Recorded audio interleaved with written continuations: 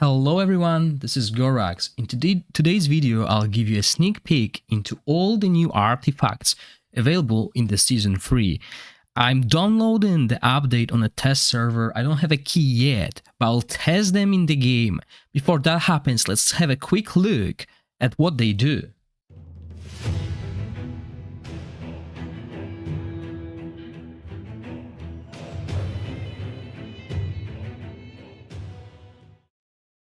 Right, so we received content creator package where we have access to content prepared for us to talk about, and let's talk about the artifacts in the first video. I'll cover heroes mostly on the stream, so let's look at the new heroes. We have Rat Tamer, which is a Rook exclusive. So Rook is a new hero available in Season 3, and as we can see, this will be an exclusive artifact for an exclusive hero. It gives us an attack and crit damage, which is really nice. It increases damage bonus related to the corrosion on the target by 50% when Rook casts skills. Okay, so we don't know yet what corrosion is, but you'll be able to find it out on my live stream tonight once I get access to the test server.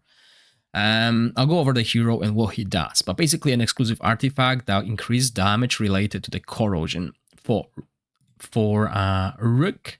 The next artifact is Nightmare Orb, which is Ozul exclusive. So Ozul will be a new hero. I know nothing about Ozul, but it looks like it will be a shadow hero by looking at the name of the artifact. And it gives us attack and increased crit rate, which is very good. We want crit rate, crit damage on most heroes that do not do enlightenment-based damage. Gains 35% crit rate resist. Okay, that's interesting. I'm not sure if PvE bosses can crit, but definitely arena. Additionally, increases the damage of Ozul's basic attack by 10 up to 25% when he's in... Oh, and they didn't show us. Right, so basic attacks. This tells us this hero will be focusing on based attacks, so it will be a rather single target damage oriented hero. Probably will work similar to like Dauntless, but we'll know more about the heroes in the upcoming videos and live stream as well. Let's go on to the next artifact. So Silver Pearl Casket, a Monleida exclusive with attack and crit damage. So all these exclusive heroes are damage based. Alright, we don't have any exclusive support heroes at the moment, I believe. That might be something they could consider. Gives us an attack and crit damage again, and increases additional damage dealt in Blaze state by 25% when a Monleida casts skills. Okay, so once again, this is a hero exclusive artifact, and we will know more about how it works once I get access to the server and test the heroes. So there will be an update coming up with every of these artifacts. It's just a sneak peek into what they do, because they will require a proper testing, but I want to give you an idea what there is, so you can theory craft as well and see what will work where. We move on to the Swamp Toadstool, which gives us an attack percentage, so sought after attribute. Increases the effect of corrosion inflicted by the wearer by up to 35%. So this is a element corrosion kind of exclusive, so specific. Okay, this will boost the corrosion inflicted by the wearer. That's quite high. I mean, 35%. Now we move to Envoy Wings. So this looks like an aura artifact, the wings, and it gives us attack and attack percentage. Still very good stats, that's what we want. When the wearer consumes aura energy, okay, so that's interesting. Will it work like Rally or will it work more like Ice Blast? The damage of the skill is additionally increased by up to 200% of the aura energy consumed, up to 30%. Wow, okay, so if we consume 30%, then we'll have even more. Nice. So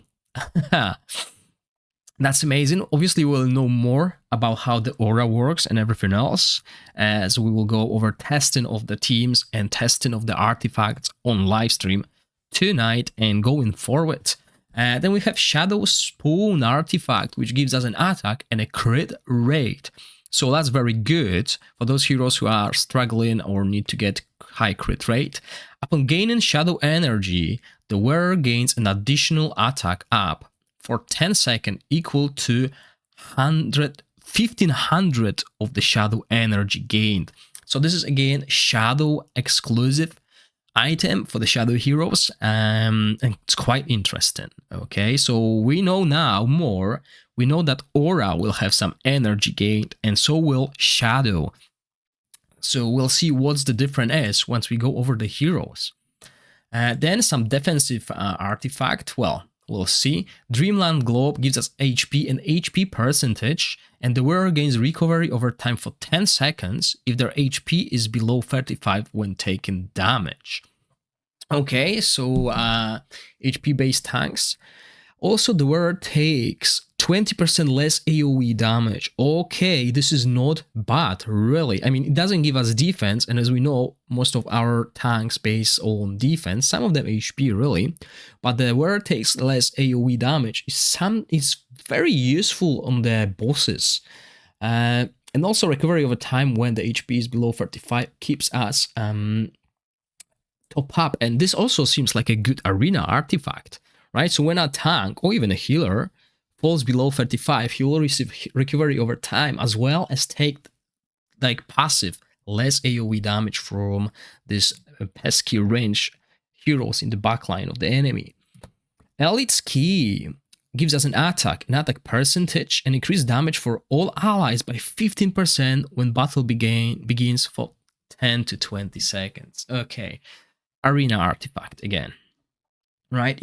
Or maybe a speed clear dungeon as well. Because yeah, 15% increased attack for 20 seconds seems like a good choice for heavy burst oriented teams with Felto in Feymander, arena teams, and speed clearing dungeons as well. But is it worth spending a dupe? Well, Witch's Remain still remains the best. Golden Antler gives us HP and resistance, interesting, and heals the wearer for 10% of max HP each time they successfully resist control and ultimate down. This effect can only be triggered once every 5 up to 3 seconds. That is quite good, especially on arena, right? So you heal yourself if you max it out every 3 seconds when you resist control or ultimate down, and since it has resistance, it might be really useful. I don't play arena much, but it looks like a very good arena artifact, and who knows, maybe some of the content will require us to have it. Now, the Ghost Captain Hook, that's amazing. Attack and attack percentage, the stats that most damage dealers like. The wearer gains 15% crit rate. Oh, wow. Okay, so 15% crit rate on top of very huge attack and attack percentage. I like it.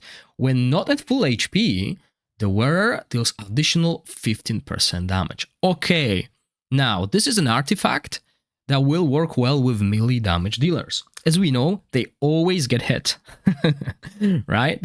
They always get hit in Feymander, PvP, etc. Right? So this will help those heroes to dish out even more damage before they die, eventually. So yeah, as long as they take damage, they deal additional damage. So that is really good. On top of already having high attack plus crit rate, additional bonus if they take damage. So yeah, I'll definitely look into that. We'll test it and see how it works. Holy Acorn, HP and Enlightenment. Okay, so we got Enlightenment. I didn't see any accuracy artifacts yet, which is a shame because there's only so many of them. Increase the healing effect granted by the wearer by 20%, and when the wearer gains 10, while the wearer, okay, so he will get haste for each ally with less than 35% HP on the battlefield. Okay, that is not bad. So we increase our healing by 20%, but if there's someone or allies like Vortex, when they will get hit below 35%, if we max it, we will gain 15 haste per hero. So if we include him, that will equal to 75 haste. if this does not include the wearer, then we're looking at 60 haste, which is still good. 60 haste, enlightenment, increased healing, and HP. Looks very solid for enlightenment-based healers. And the last artifact on the list, I don't see any epics being added here.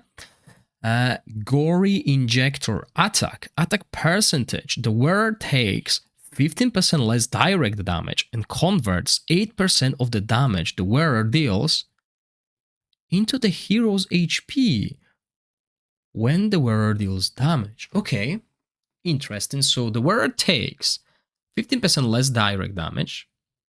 Okay, then converts 8% of the damage the wearer deals into the hero's HP when the wearer deals damage. This is a little bit unclear, so this will require testing, and we'll test it. No worries. Live stream is happening tonight, so we'll give it a go. There's so many artifacts that we need to test, and compared to Season 2, they're not so much PvP oriented. So I'm really looking forward to it, and make sure you join me tonight on live stream. I hope you enjoyed the video. If you do, please click the like button and consider subscribing to my channel. As always, thank you for watching. Stay safe. Bye.